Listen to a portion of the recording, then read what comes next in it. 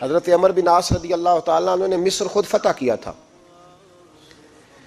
خود فاتح تھے. حضرت عمر نے انہیں گورنر مصر بنا دیا. ان کا بیٹا ایک عام آدمی کے بیٹے کو کہنے لگا چلو اپنا اپنا گھوڑا دوڑاتے ہیں، بھلا کون جیتتا ہے.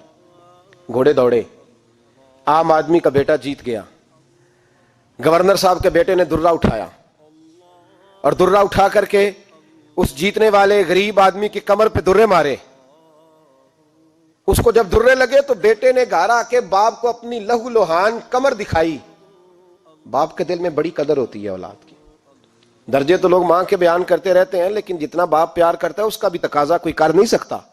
والد نے جب دیکھا نا لہو لوہان ہے گردن، تو والد چیخے، روئے، اور پھر پتہ نہیں اگلے 1.5 منٹ میں اس بچے کے والد کو کیا ہوا. اس نے آنسو پونچھے اور بیٹے کو کہنے لگا میرے گھوڑے کے پیچھے بیٹھ. کہا کدھر جانا ہے؟ فرمانے لگے یہ ظلم کا دور نہیں، یہ عمر کا دور ہے. ہاں ایسی بات ہے کوئی جو مرضی کر جائے؟ بیٹھ میرے گھوڑے پہ. آدھی رات کے وقت پہنچے مدینے اور باہر جا کے وہ آدمی پکارنے لگے، کہنے لگے عمر باہر آؤ، نکلو خوابگاہ سے. جب غریبوں پہ ظلم ہو تو پھر حکمرانوں کو سونے کی اجازت نہیں ہوا کرتی. باہر آؤ. فاروق اعظم آدھی رات کو اٹھ کے آئے. کیا ہوا؟ کہا عمر دیکھ، یہ بیٹا جو میں نے اپنے منہ کے نوالے کھلا کھلا کے پالا ہے، ذرا میرے لال کی پشت دیکھ. تیرے دور حکومت میں یہ حال ہوگا. حضرت فاروق اعظم نے کہا جاؤ بلا کے لاؤ فاتح مصر کو. حضرت عمر بن عاص بیٹے سمیت آئے. جناب فاروق اعظم فرمانے لگے مجمع میں کھڑا کر کے، فرمایا کیوں مارا تو نے اس کو؟ گردن جو گئی. فرمایا تو گورنر کا بیٹا تھا اس لیے مارا ہے؟ اس غریب آدمی کے بچے کو کہا درے پکڑ اور گورنر کے بیٹے کو اس کے سامنے مار، اور اتنے مار کے اسے سمجھ آئے. جب اس کو درے لگ رہے تھے تو لوگ دیکھ رہے تھے. تھوڑی دیر گزری تو حضرت سیدنا عمر فاروق رضی اللہ تعالیٰ عنہ نے فرمایا گورنر مصر کو بھی سزا دو، اس کے کپڑے اتروا کے اسے ٹاٹ کا لباس پہناؤ. لوگ کہنے لگے حضور گورنر صاحب کی کیا غلطی؟ سنو اور یاد رکھنا. حضرت فاروق اعظم کہنے لگے اس بچے کے دل میں بات ڈالی کس نے کہ تو گورنر کا بیٹا ہے؟ کس نے بات ڈالی کہ تو چودھری کا بیٹا اور باقی کمی ہوتے ہیں؟ کس نے سکھایا اسے؟ وہ طاقتیں بھی ہم کچھ لیں گے جو سکھاتی ہیں کہ فلانا بڑا ہے فلانا چھوٹا ہے. فرمایا نا، جب کوئی رسول اللہ کا کلمہ پڑھ لیتے ہیں وہ برابر ہو جایا کرتے ہیں. اس کو کس نے سکھایا؟ کس نے سکھایا اس کو؟ گورنر کو بھی. اور پھر حضرت عمر نے تاریخی جملہ کہا حضرت عمر بن عاص کی طرف دیکھ کے، فرمایا جب اللہ نے ان لوگوں کو آزاد پیدا کیا تم نے کیوں غلام بنا لیا ہے؟ جب رب نے آزاد پیدا کیا تم نے کیوں غلام بنایا ہے؟ عزیزو یاد رکھو جب انصاف کا بول بالا ہوتا ہے پھر کوئی آدمی ڈرتا ہے.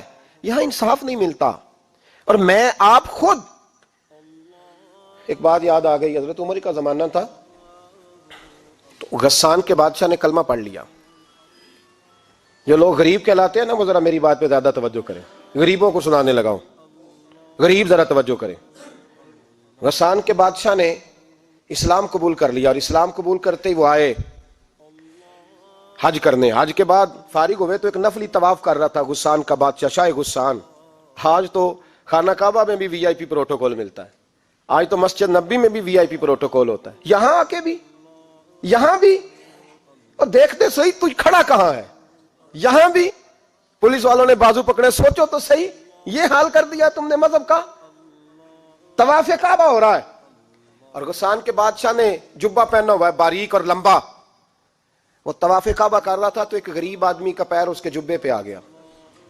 جب پیر آیا تو اس نے پلٹ کے غریب کے منہ پہ تھپڑ مارا.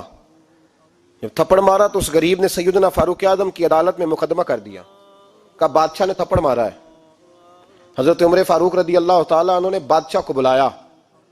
فرمایا تو نے اس غریب کو مارا ہے؟ کہا جناب اس نے پیر رکھا تھا. تو فرمایا پیر رکھا تھا تو کیا ہو گیا؟ تو نے کیوں لمبا جبہ پہنا تھا؟ تجھے سمٹ کے چلنا چاہیے تھا. کہا میرے لیے حکم کیا ہے؟ حضرت عمر کہنے لگے یا اسے رات میں راضی کر لے ورنہ صبح اسی جگہ اسی کونے میں خانہ کعبہ کے سائے میں وہ غریب تیرے منہ پہ تھپڑ مارے گا اور تجھے تھپڑ کھانا پڑے گا. غریبوں سنو سنو، ساری رات وہ غسان کا بادشاہ غریب کی منت کرتا رہا تو راضی ہو جا. غریبوں تم سے شکوہ ہے، تم 2-4 لاکھ پہ راضی ہو جاتے ہو. غریبوں تم سے شکوہ ہے، تم انصاف ہونے نہیں دیتے. غریبوں تم تھوڑی تھوڑی بات پہ مطمئن ہو جاتے ہو. تھوڑی تھوڑی بات، جتنے غریب تن ہیں لباسوں سے دور دور اتنی ہی چادریں میں مزاروں سے چھین لوں، اور جتنے غریب گھر ہیں اجالوں سے دور دور اتنی ہی روشنی میں ستاروں سے چھین لوں. اتنی تو ہمتیں ہو میری کم سے کم بلند کہ شاہوں کے تاج فقط اشاروں سے چھین لوں. تمہاری زیادتی ہے, تم نے ظلم پروان چڑھایا ہے. جب تم چودھری کے کہنے پر, ایم این اے کے کہنے پہ راضی ہو جاتے ہو, تم انصاف ہونے نہیں دیتے. ڈٹنا سیکھو, کھڑے ہونا سیکھو. جب اسے کہا نا راضی ہو جا, تو وہ غریب کہنے لگا میں راضی ہو جاؤں اور کل تو کسی اور کو بھی تھپڑ مارے. فرمایا جتنی تیرے پاس دولت ہے لا کے قدموں میں رکھ. ہم دولتوں کی پرواہ اس لیے نہیں کرتے کہ ہم نے محمد عربی کا چہرہ دیکھا ہوا ہے. اب میری نگاہوں میں جچتا نہیں کوئی, اس لیے کہ جیسے میرے محبوب ہیں ویسا نہیں. تم اثر لینا چھوڑ دو, تم اثر بڑا لیتے ہو. ہاں تمہارے اوپر چیزیں اثر انداز ہوتی ہیں, اس لیے انصاف نہیں ہوتا. ڈٹنا سیکھو, کھڑے ہونا سیکھو. جو بھائی ڈٹ جاتا ہے نا وہ بڑے کمال کر جایا کرتا ہے. ساری رات مناتا رہا. حضرت عمر سے کہنے لگا وہ نہیں مانتا, تو جناب عمر کہنے لگا پھر تیاری کر لے. ہم بادشاہ نہیں دیکھیں گے, دولت نہیں دیکھیں گے, ہم رسول اللہ کا دین دیکھیں گے, ہم نبی پاک کا نظام دیکھیں گے. وہ بادشاہ رات کو دوڑ گیا, بھاگ گیا, جا کے عیسائی ہو گیا. لوگوں نے کہا اتنا قیمتی آدمی عمر نے ضائع کر دیا. فرمایا چپ کرو, میں نے کوئی چیز ضائع نہیں کی, میں نے تو اپنے رسول کا دین بچا لیا ہے. کوئی شے ضائع نہیں ہوئی. عدل جب تک, میں پھر کہوں گا, اس عدل کے نقصان میں ہر آدمی برابر کا شریک ہے. ہم عدل ہونے نہیں دیتے, ہم عدل قائم نہیں کرتے. ہمارا تقاضا ہی نہیں کہ عدل ہو, ہم اپنے آپ کو عدل کے لیے پیش ہی نہیں کرتے, مزاج ہی نہیں. حضرت علی المرتضیٰ ایک جری انسان تھے, اور وہ علی تھے جن پر انسانیت رشک کرتی ہے. اور مولا علی وہ ہستی تھے کہ میرے مصطفیٰ کریم صلی اللہ تعالی علیہ وسلم نے فرمایا اس کے دیدار کو تو فرشتے بھی آیا کرتے. نا بڑا آدمی, اور پھر امیر المومنین خلیفۃ المسلمین حضرت علی. خود مولا علی نے حضرت قاضی شریح کو قاضی بنایا, چیف جسٹس بنایا, اپنے ہاتھوں سے تعیناتی کی. حضرت مولا علی رضی اللہ تعالیٰ عنہ کی زرہ گم ہو گئی. کافی دیر گزر گئی تو ایک یہودی کے پاس وہ زرہ آپ کو نظر آئی. حضرت علی نے ڈائریکٹ اس سے چھین نہیں لیا, حالانکہ امیر المومنین تھے.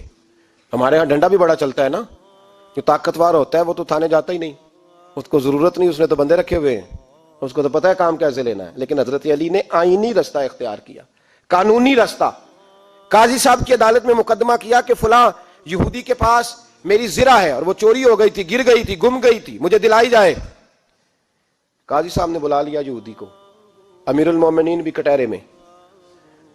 قاضی صاحب کہنے لگے اس سے کہ زرہ تیری ہے؟ اس نے کہا جی میرے پاس ہے تو میری ہے.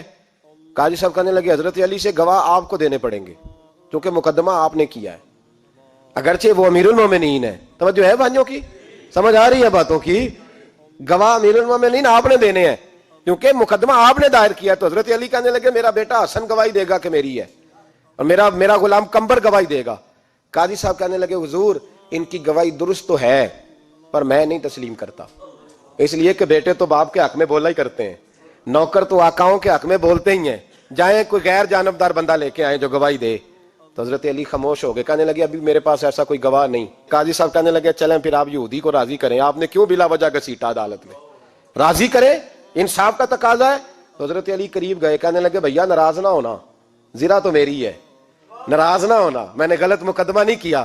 وہ علیحدہ بات ہے کہ میرے پاس گواہ نہیں تو میں کوئی بے انصافی نہیں کر سکتا, تو میرے ساتھ چل تجھے کھجوروں کا حلوہ کھلاتا ہوں تاکہ تو راضی ہو جائے. وہ یہودی کہنے لگا میں نے قاضی صاحب کا انصاف دیکھا اور جناب علی کا انصاف کے لیے کھڑا ہونے دیکھا تو میں مولا علی کے قدموں میں بیٹھ گیا. میں نے کہا علی جب تیری یہ شان ہے تو محمد عربی کا کیا مقام ہوگا. میں نے کلمہ پڑھنا شروع کر دیا. دیکھیں نا تقاضا پورا کیا ہے حضرت علی نے. تو وہ کہنے لگا علی تیرے انصاف کے رنگ نے نا, جملہ یاد رکھنا, کہنے لگا یہودی علی تیرے انصاف کے اس رنگ نے میرے دل سے کفر کی میل دور کر دی, تیرے عدل نے میرا کفر توڑ دیا, کفر. لیکن شرط دیکھیں نا, غریب آدمی ابو ایوب انصاری, ماڑے بندے, اب تو پیر اور مولوی بھی گنجائش نہیں نہ دیتا کسی کو بولنے کی. تو سیاست دان تو اللہ ہی کی پناہ, وہ تو پتہ نہیں کس طرح سوتے ہیں رات کو, اللہ ہی جانتا ہے. پتہ نہیں کس طرح اپنے آپ کو مطمئن کر کے وہ زندگیاں گزار رہے ہیں, خدا ہی بہتر جانتا ہے. حضرت عمر فاروق جیسا دلیر اور جری آدمی جمعہ پڑھانے مسجد میں داخل ہوئے تو جناب ابو ایوب انصاری دروازے پہ کھڑے ہو گئے, کہنے لگے عمر تیرے نوکر نہیں, ٹائم پہ آیا کر, بڑی دیر سے کھڑے ہیں. کیوں دیر سے آیا ہے؟ بڑے جلالی تھے نا حضرت عمر, لیکن وہ جلالی اس وقت تھے جب کوئی ظلم کرتا تھا, اور ذات کے لیے جلالی نہیں تھے. کہا وقت پہ آیا کر, کوئی ملازم نہیں تیرے. تو سیدنا فاروق اعظم منبر پہ چڑھے اور فرمانے لگے اللہ ابو ایوب انصاری کا بھلا کرے، جب تک اس طرح کے لوگ موجود ہیں کوئی بادشاہ بگڑے گا نہیں، اللہ اس کا بھلا کرے، اس نے میری توجہ صحیح۔ اور پھر عمر رو پڑے، رو کے فرمانے لگے مسلمانوں معاف کر دو، غلطی کوئی نہیں، میرے پاس کرتا ایک ہی ہے، اور عبداللہ کی ماں نے وہ دھو کے خشک ہونے کو ڈال دیا تھا، غریب ہوں، کرتا دوسرا کوئی نہیں، تو وہ ذرا نا خشک ہونے میں آ کے دیکھ لو ابھی بھی گیلا ہے، مجھے معاف کر دو، میری غلطی نہیں ہے۔ صحابہ درد کے ساتھ رونے لگے اور کہنے لگے اللہ اس طرح کے حکمران ہمیشہ عطا کرتا رہے۔ میرے بھائی تو انصاف کا رنگ تو دے، ان تقاضوں کو سمجھنا۔ یہاں کسی کی جرت ہے بول سکے، طاقت ہے کسی کی، لیکن انہوں نے اپنے آپ کو پیش کیا، سامنے پیش کیا اپنے آپ لوگوں کے سامنے۔ دو مال غنیمت کی چادریں بانٹ رہی ہیں، سب کو ایک ایک ملی ہے۔ فاروق اعظم جمعہ پڑھانے آئے تو اسی چادر کا کرتا، اسی کی تامت، لوگ کھڑے ہو گئے، عمر بتا تو نے دو کیوں لی؟ یہ انصاف ہے؟ یہ عدل ہے؟ کیوں لی دو؟ تو حضرت عمر کہنے لگے میرا بیٹا جواب دے گا۔ عبداللہ بن عمر بولے، کہنے لگے ابا جی کے کپڑے بڑے پرانے ہو گئے تھے، میں نے اپنے حصے کی بھی اپنے ابا جی کو دے دی ہے۔ دیکھیں نا یہ انصاف میرے نبی پاک نے کیا ہے، صحابہ نے سیکھا ہے۔ میں اور آپ تیار نہیں، ہم تیار نہیں انصاف کے لیے، ہمارا مزاج نہیں انصاف کا، ہمیں خود بہت سارا آگے پیش ہو کے رنگ دکھانا پڑے گا، اس کے لیے ہماری تیاری نہیں۔ اس لیے ہم حکمرانوں کو گالی دے کے چپ کر جاتے ہیں، اس لیے ہم وکیلوں کے کہتے ہیں بکتے بڑا ہیں، جج بکتے، یہ باتیں کر کے ہم خاموش ہیں، ہم پیش نہیں کر پا رہے، ابھی تک ہم اپنے آپ کو کھڑا نہیں کر پا رہے کہ ہم سے مطالبہ کرو انصاف کا، کھڑا نہیں۔ حضرت سیدنا علی المرتضیٰ شیر خدا رضی اللہ تعالیٰ عنہ فرماتے ہیں بدر کے لیے جب جا رہے تھے تو سواری ایک تھی، سوار تین تھے، ایک سواری اور سوار تین۔ فرماتے ہیں نبی پاک صلی اللہ علیہ وسلم نے فرمایا تین کٹھے نہ بیٹھنا، دو بیٹھیں، سواریوں کو تکلیف ہوتی ہے، قربان جاؤں کیسا رسول دیا ہے جو جانوروں کے حقوق کا بھی خیال فرماتے ہیں صلی اللہ علیہ وسلم۔ فرمایا دو بیٹھیں۔ حضرت علی کہتے ہیں پہلے میں اور نبی پاک صلی اللہ علیہ وسلم بیٹھے، اور تیسرے ہمارے ساتھ ابو درداء رضی اللہ تعالیٰ عنہ۔ فرماتے ہیں جا رہے تھے بدر کے لیے، پہلے میں اور حضور بیٹھے، پھر نبی پاک اور ابو درداء بیٹھے۔ فرماتے ہیں پھر نمبر لگ گیا میرا اور ابو درداء کا، اور مصطفیٰ نے گھوڑے کی لگام تھامی تو حضرت ابو درداء تڑپ اٹھے، کہنے لگے علی نہ طبیعت مانتی ہے، نہ ادب مانتا ہے، نہ عشق مانتا ہے، تو اس طرح کر، میں تو چھوٹا ہوں، آپ کہیے رسول پاک سے، آپ ہر لحاظ سے بڑے ہیں، آپ عرض کیجئے کہ حضور نہ ادب مانتا ہے، نہ عشق مانتا ہے، نہ پیار مانتا ہے، نہ تقاضا ہے، مہربانی کرے آ جائیں۔ حضرت علی ہاتھ باندھ کے عرض کرنے لگے محبوبہ ٹھیک ہے باری آپ کی پیدل چلنے کی ہے، پر مہربانی کریں، ادب پیار اور محبت مجبور کر رہی ہے۔ تو حضور نے فرمایا علی چپ کر، میں عدل نہیں کروں گا تو لوگ عدل سیکھیں گے کیسے؟ اگر میں عدل نہیں کروں گا تو قوم سیکھے گی کیسے؟ مجھے عدل کرنے دے، انصاف کرنے دے، فرمایا چلنے دے مجھے پیدل، کچھ نہیں ہوتا۔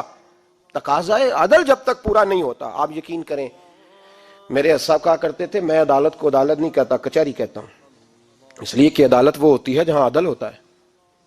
یہاں تو حال یہ ہے، بتائیے وکیل کو نہیں پتا ہوتا کہ جو میرے پاس آیا یہ غلط آدمی ہے، وہ اس کی حمایت کرتا ہے کہ نہیں، اس کے ساتھ چلتا ہے کہ نہیں، جھوٹ کے ساتھ آخر تک لڑتا ہے کہ نہیں لڑتا، جو گواہ بن کے جا رہے ہوتے ہیں انہیں پتا ہوتا ہے کہ نہیں کہ ہم جھوٹے کی گواہی دینے جا رہے ہیں، تو پھر کیا سارا ظلم حکومتیں کر رہی ہیں؟ معاشرہ بھی تو اپنی ترتیب بدلے نا، لوگ بھی تو اپنا رنگ بدلے نا، لوگ بھی تو طبیعت بدلے نا۔ کون منتخب کرتا ہے انہیں ظالموں کو؟ عوام، اور پھر اس کے بعد شکوہ بھی عوام ہی کرتی ہے۔ خدا را تقاضے سمجھو، مزاج سمجھو، طبیعت سمجھو اسلام کی۔ میرے نبی پاک صلی اللہ علیہ وسلم نے عدل کا بول بالا کیا، ہر مقام پر، ہر نقطے پر رسول پاک صلی اللہ علیہ وسلم نے عدل اور عدل کی آواز بلند فرمائی۔ کوئی مقام ایسا نہیں، آپ پڑھیے کتابیں، اگر ایک کلمہ پڑھنے والے اور یہودی کا فیصلہ آیا ہے اور نبی پاک صلی اللہ علیہ وسلم نے یہودی کو حق میں سمجھا ہے تو نبی پاک نے یہودی کے حق میں فیصلہ دیا۔ وہ منافق بگڑ گیا ہے، حضرت عمر کے پاس گیا ہے، لیکن حضور نے فرمایا جہاں جاتا ہے جا، فیصلہ وہی کیا جائے گا جو عدل پہ مبنی ہوگا، جو انصاف پہ مبنی ہوگا۔ ہماری طبیعتوں کے اندر سے وہ جو جس سٹیج پہ کوئی بیٹھا ہے وہ وہاں بڑا ہے، وہ جہاں بیٹھا ہے وہ سلطنت کا مہاراجا ہے، وہ کہتا ہے نہیں میرے پاس سارا کچھ ہے، یہاں تو میں اختیارات استعمال کروں گا، وہ استعمال نہ ہوئے تو پھر دولت استعمال کروں گا۔ تو جب اجتماعی مزاج قوم کا بگڑتا ہے، پھر معاشرے میں ناانصافی عام ہوتی ہے، پھر ظلم عام ہوتا ہے، پھر بے رہ روی کا شکار۔ اور میرے نبی پاک صلی اللہ علیہ وسلم کی حدیث سن لے، ذرا جا کے سننا یہ والی روایت، اور اسے یاد کر لینا، اس کا رٹا لگا لینا۔ حضور نے فرمایا تھا جس معاشرے میں بے حیائی عام ہوگی وہاں ایسی بیماریاں پیدا ہوں گی جن کا علاج ہی کوئی نہیں ہوگا. اور حضور نے فرمایا جس قوم کے اندر انصاف نہیں ہوگا وہاں قتل عام ہوگا. انصاف نہیں، جب تک مجرم کو سزا نہیں ملتی، جب تک مجرم کو سزا نہیں ملتی اتنی دیر تک لوگوں کے لیے وہ نشان عبرت نہیں بنتا، اتنی دیر تک لوگ باز نہیں آتے. یاد رکھیں جب انصاف ہوگا، عدل ہوگا، اور عدل کرنے والے جب عدل کریں گے اور انصاف کا دامن تھامیں گے. پہلی بات تو یہ ہے کہ ہم اپنے آپ سے ورا کریں بہت ساری چیزوں کو. ہم دیکھتے ہیں حکومت نے چھوٹی چھوٹی کمیٹیاں بنا دی ہیں مصالحتی کمیٹیوں کے لیے، بین المذاہب کمیٹیاں، بڑا کچھ بن گیا ہے، لیکن لوگ گروہ بندی کا شکار ہیں، گروہی تعصبات ہیں. دیکھتے ہیں کہ ہمارا ووٹ کس طرف ہے، ہمارا مزاج کس طرف ہے، اس رنگ میں ملت کا اجتماعی نقصان ہو جائے، شرازہ بکھر جائے. اور میں شروع میں کہہ چکا ہوں، امام حسن فرمایا کرتے تھے اگر غریب پر ظلم نہ روکا جائے گا تو وہ ظلم امیر کے دروازے تک بھی جائے گا. ایک وقت آئے گا کہ امیروں کے ساتھ بھی زیادتیاں ہونے لگیں، اس لیے کہ جب ظلم ہوتا ہے تو اس کی آگ بھی پورے معاشرے کو لپیٹ میں لیتی ہے، اور جب انصاف ہوتا ہے تو اس کی برکتیں بھی سارے معاشرے کو فائدہ دیتی ہیں. عدل انصاف ضروری امر ہے. حضرت عمر فاروق رضی اللہ تعالیٰ عنہ جناب زید بن ثابت رضی اللہ تعالیٰ عنہ کو خود قاضی بنایا تھا. حضرت زید بن ثابت کو قاضی خود بنایا، خود تعینات کیا. حضرت ابی بن کعب رضی اللہ تعالیٰ عنہ نے نا حضرت عمر پر مقدمہ کر دیا حضرت زید بن ثابت کی حکومت میں، خود حضرت عمر پر. جناب عمر جب پہنچے نا وہاں سب لوگ بیٹھے رہے. ایک شخص کہنے لگا تم اپنے امیر کے لیے کھڑے نہیں ہوئے، تو حضرت زید بن ثابت کہنے لگے چپ کر جا، ان پر مقدمہ ہے، وہ حساب دینے آئے ہیں، امیر المومنین بن کے نہیں آئے. سامنے کھڑا کیا تو گفتگو کے دوران کوئی ایسا موقع آیا کہ حضرت عمر کو قسم دینی پڑی. تو حضرت زید بن ثابت حضرت ابی بن کعب سے کہنے لگے یار لحاظ کر، وہ فاروق اعظم ہے، امیر المومنین ہے ہمارے، اور تو ان سے قسم کا مطالبہ کر رہا ہے. حضرت سیدنا فاروق اعظم کی طرفداری میں بات کی نا تو حضرت سیدنا عمر فرمانے لگے زید اس مقدمے کا فیصلہ کر لو اور اس کے بعد میں تمہیں معزول کر دوں گا، تم تو اہلیت ہی نہیں رکھتے. حضور کیا ہوا؟ فرمایا تم نے میری طرفداری کیوں کی، تم نے مجھے امیر المومنین کیوں کہا، تم نے کیوں میرے حق میں بات کی؟ اگر میں اور تو اس طرح کرنے لگیں گے تو امت کو عدل کون دے گا؟ اگر میرا اور تیرا یہ رنگ ہو جائے گا، کیوں تو نے مجھے امیر المومنین کہا؟ اس وقت میں اپنی صفائی دینے آیا ہوں، عمر بن خطاب سے زیادہ میرا کوئی تعارف نہیں ہونا چاہیے، کیوں تم نے یہ لفظ کہے؟ اور فرمایا اگر مجھ پر قسم آئے گی اور جو میرے اوپر لاگو ہوگا مجھے وہ کام کرنے کا تمہیں حکم کرنا چاہیے تھا. یہاں تو حال ہی کوئی نہیں، مزاج ہی کوئی نہیں. ہماری قوم بڑی سمجھدار ہے، حکمران بھی بڑے سمجھدار ہیں. ممتاز حسین قادری رحمۃ اللہ علیہ کو پھانسی ہوئی تو لوگ کہنے لگے مولوی شدائی ہو گئے. فیصلہ تھا عدالت کا تو ماننا چاہیے تھا. ایک فیصلہ ایک پیپلز پارٹی کے سابقہ صدر کے بارے میں بھی عدالت نے دیا تھا، اور پھر آپ کی پارلیمنٹ نے اس فیصلے کو کنڈم کیا، مذمت کی، اور اٹھ کے کہا گیا کہ ہم مذمت کرتے ہیں، فیصلہ غلط تھا. جب حضرت ممتاز قادری کے حق میں فیصلہ آئے تو اس وقت لوگ بولتے ہیں، کہتے ہیں دیکھو جناب عدالت کا فیصلہ ہے اور مولوی کہہ رہے پھانسی نہ دو. اور جب ایک شخص پر، ایک عام آدمی پر فیصلہ آئے اور بڑی عدالت کرے اور وہ چوکوں چوراہوں میں کھڑا ہو کے کہے کہ ہم اس فیصلے کو نہیں مانتے، پھر کوئی آدمی نہیں بولتا. پھر کسی جگہ ہم نے کہا تھا بچ جا، تو رسول اللہ صلی اللہ علیہ وسلم کی ناموس والوں کا لحاظ کر، اللہ رسول تیرا خیال فرمائیں گے. لیکن یہاں عدل اور انصاف کے تقاضے بڑے عجیب ہیں. غریب کے حق میں فیصلہ اور ہے اور امیر کے حق میں فیصلہ اور ہے. چودھری صاحب پہ درخواست آ جائے تو ایس ایچ او صاحب ٹیلی فون کرتے ہیں، چودھری صاحب درخواست آئی ہے تو کی کرنا جے، کی کرنا تو اپلیکیشن آئی ہے، لینی ہے کہ نہیں؟ اور اگر غریب آدمی بیچارہ ریڑھی والا 4 بیٹیوں کا باپ ہے اور نہ وہ گدھا گاڑی پہ بیچتا ہے فروٹ، تو غلط کراسنگ کی وجہ سے مقدمہ ہو گیا ہے، تو چودھری کو ساتھ لے کے وہ گیا ہے، چونکہ 4 بیٹیاں نا اور کل اس کی ملکیت وہی 5000 تھا جس کا اس نے فروٹ خریدا تھا. چودھری بھی کرسی پہ، ایس ایچ او بھی کرسی پہ، اور غریب آدمی زمین پہ بیٹھا ہے، اور ایک ایک زبان سے 32 گالیاں اسے دی جا رہی ہیں. وہ کہتے ہیں چودھری صاحب تہاڈی مہربانی، میں تو شامی گھر جانا ہے تو میری تیاں روٹی کھانی، مہربانی کرو میرا سامان واپس کر دو، مہربانی کرو خدا را میرا سامان دے دو. او یار ظلم یہ ہے کہ یہاں امیر کے لیے قانون اور ہے اور غریب کے لیے قانون اور ہے. اس وقت پھر ظلم ہوتا ہے، پھر زیادتی ہوتی ہے، پھر ملتیں نہیں بنتی، پھر اس سے ڈاکو پروان چڑھتے ہیں. اس سے پھر ظالم پروان چڑھتے ہیں. اپنے آپ کو پیش کرو. یاد رکھو میرے نبی پاک صلی اللہ علیہ وسلم نے فرمایا ظلم قیامت کے اندھیروں میں سے ایک اندھیرا ہوگا. ظالموں کو قیامت کے دن ٹھوکریں لگیں گی, رستہ نہیں ملے گا. اپنے آپ کو پیش کریں, چھوٹی سی بھی زیادتی, چھوٹا سا بھی ظلم نہ ہونے پائے. انصاف کے تقاضے پورے ہونے چاہیے. نبی پاک صلی اللہ تعالی علیہ وسلم نے جو امت ہمیں بنایا ہے تو اس امت میں انصاف کا بول بالا ہے. کوئی آدمی انصاف سے بالا تر نہیں. بہت بڑی بات کرنے لگا ہوں. امام ابو نعیم نے لکھا ہے, خود رسول پاک نے اپنی ذات کو انصاف کے لیے پیش کیا. اس بات کو میں جب کبھی سوچتا ہوں نا تو لگتا ہے کہ روح پرواز کر رہی ہے, پر پتہ نہیں کہاں کہاں سے ہو آئی ہے. انصاف کا بول بالا ایسے نہیں ہوتا. حضرت فاروق اعظم اور مولا علی اور عثمان غنی اور ابو بکر صدیق اور سیدنا قاضی شرح جیسے لوگ ایسے ہی تیار نہیں ہوتے. ان کے پیچھے جو میرے رسول پاک صلی اللہ علیہ وسلم کا مزاج ہے اس کو سمجھیں, غور کریں. میں جب اس پہلو کو دیکھتا ہوں نا, آپ یقین کریں یہ روایت میں کبھی کبھی پڑھتا ہوں اور کبھی کبھی اس کو بیان کرتا ہوں تو میں کھو جاتا ہوں بہت ساری جگہوں پہ. پتہ نہیں کہاں کہاں کا سفر طے ہو جاتا ہے. حضرت عکاشہ بن محصن رضی اللہ تعالیٰ عنہ فرماتے ہیں کہ نبی پاک صلی اللہ علیہ وسلم کے وصال سے 2-3 دن پہلے کی بات, محبوب پاک صلی اللہ علیہ وسلم نے فرمایا سب لوگوں کو مسجد نبوی میں اکٹھا کرو. اکٹھا کیا. جب کوئی نئی آیت آتی تھی یا کوئی جنگ کی تیاری ہوتی تھی تو لوگ اکٹھے کیے جاتے تھے. سب کو اکٹھا کیا. کہتے ہیں جب حضور کا حجرہ نور کھلا تو 2 آدمی بظاہر حضور کو سہارا دے کے لائے. اتنی بخار اور کمزوری ہے. حضور منبر پہ بیٹھے اور جب نبی پاک بات کرتے ہیں تو ہاتھ مبارک پہ بظاہر راشا ہے, کانپتے ہیں دست اقدس. محبوب نے مجمع پہ نظر ڈالی, فرمایا تمہیں کسی نئے حکم کے لیے نہیں بلایا, بس اللہ نے اپنے ایک بندے کو اجازت دی, چاہے تو دنیا میں رہے اور چاہے تو اس کی بارگاہ میں حاضر ہو جائے. اس بندے نے پردے کا فیصلہ کیا ہے. میں نے تمہارے بیچ وقت گزارا ہے, تمہارے ساتھ رہا ہوں. حضور فرمانے لگے میری زبان سے, میرے قول سے, میرے فعل سے غلاموں کسی کو تکلیف پہنچی ہو تو بدلہ لے سکتا ہے.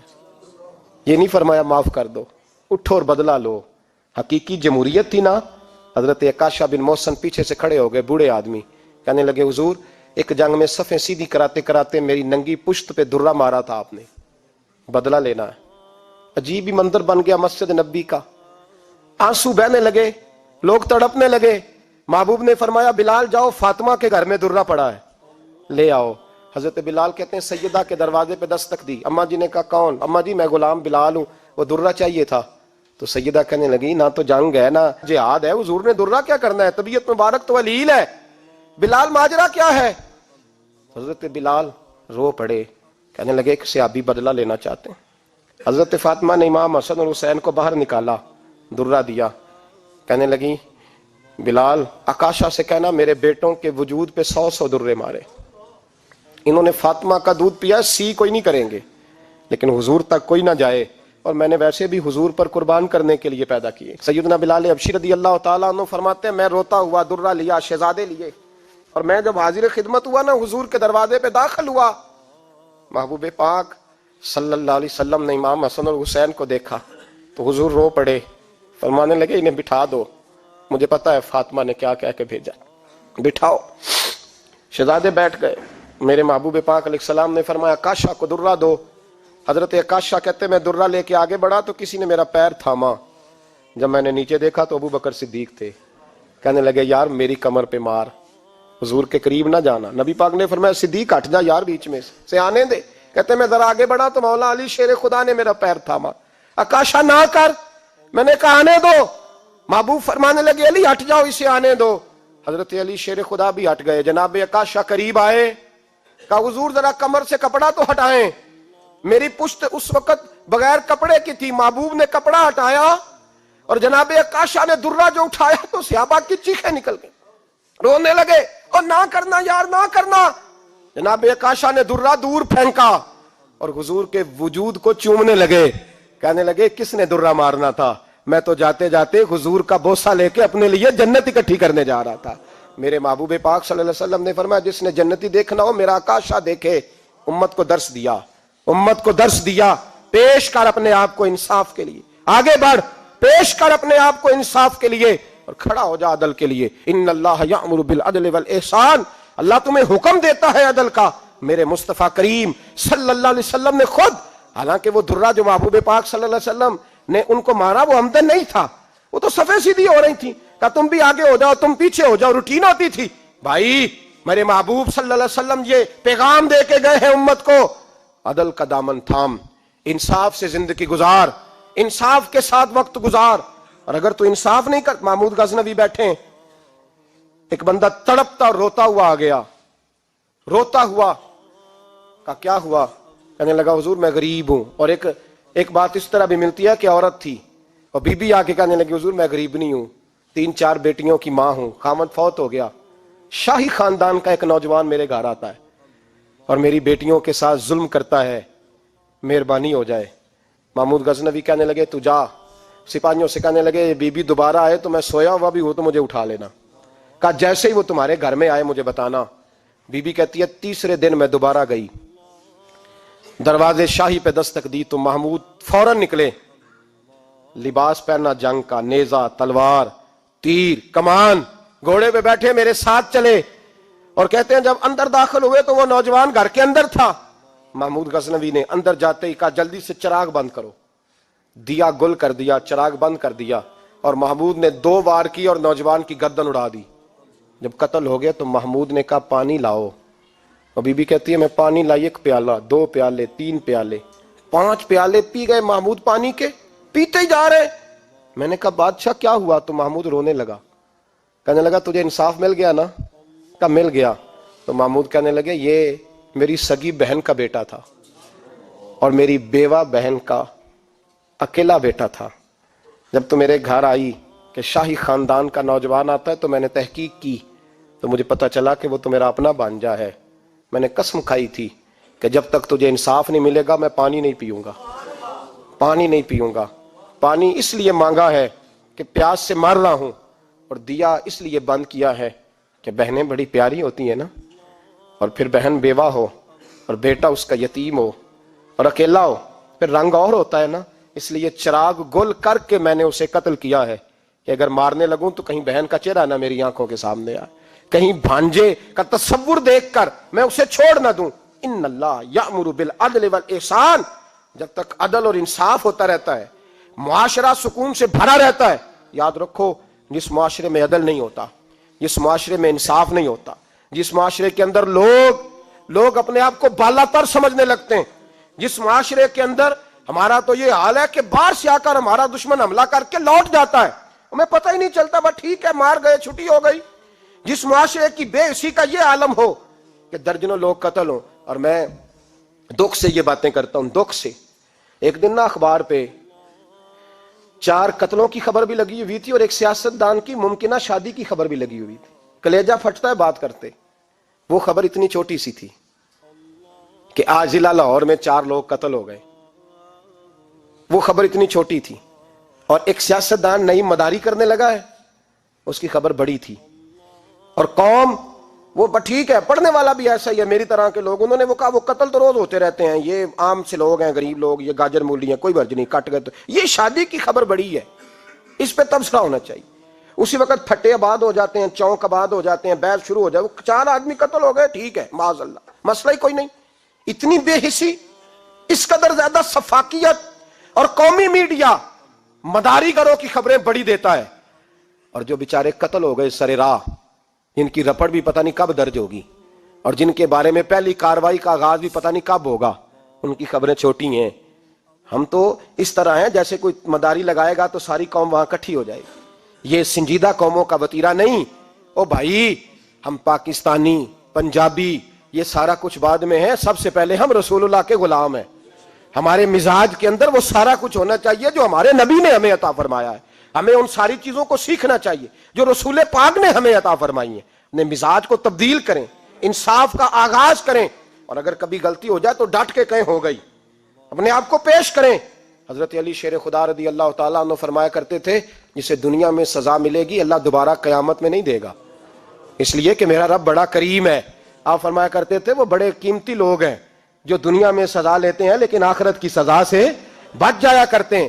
یہاں اگر اپنے آپ کو پیش کر لیا جائے، یہاں اگر انسان اپنے آپ کا محاسبہ کر لے، اس جگہ عدل قائم کر لے، صبح قیامت اس کے لیے آسانی ہو جائے۔ غریب سے لے کر امیر تک جو جس جگہ بیٹھا ہے، جس منصب پہ بیٹھا ہے، اسے تقاضا عدل قائم کرنا چاہیے۔ اسے انصاف کا بول بالا کرنا چاہیے، اسے ہر مقام پر یہ سوچنا چاہیے کہیں ایسا تو نہیں کہ میں بے انصاف ہوں. اور یاد رکھیں انصاف انصاف ہوتا ہے، نہ انصاف کی آنکھیں ہونی چاہیے اور نہ انصاف کا دل ہونا چاہیے.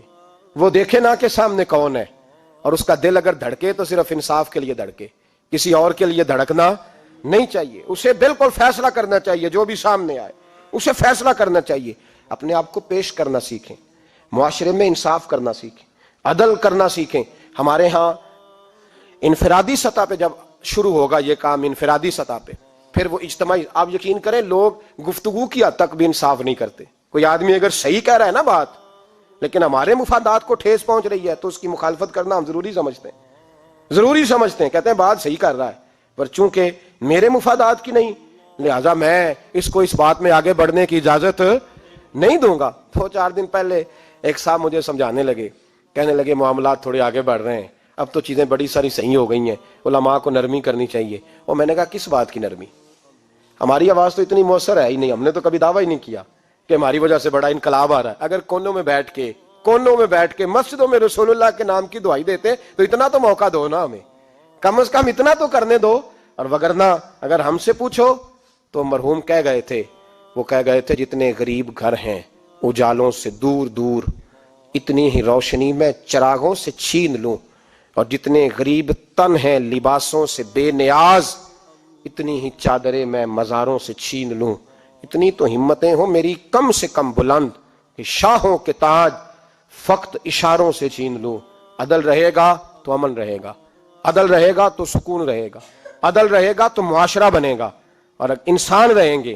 اور اگر بے انصافی ہوگی تو بھیڑیے پلیں گے، درندے پلیں گے. یاد رکھنا انسانوں کی بستی اس وقت تک قائم رہتی ہے جب تک اس میں انصاف رہتا ہے، اور جب انصاف رخصت ہوتا ہے پھر بھیڑیوں کا راج ہوتا ہے. اگر چاہتے ہو کہ دنیا میں انسان رہے پھر انصاف کرنا پڑے گا، اور اگر بھیڑیوں کو موقع دینا ہے تو ٹھیک ہے، پھر کسی طرف نہ دیکھیں، اپنے آپ کو سجائیں سواریں، دل کو روشن کریں، ادھر بڑھیں جدھر انصاف زیادہ ہے. اللہ اپنے محبوب کی سچی غلامی عطا فرمائے. آخر دعوانا الحمدللہ.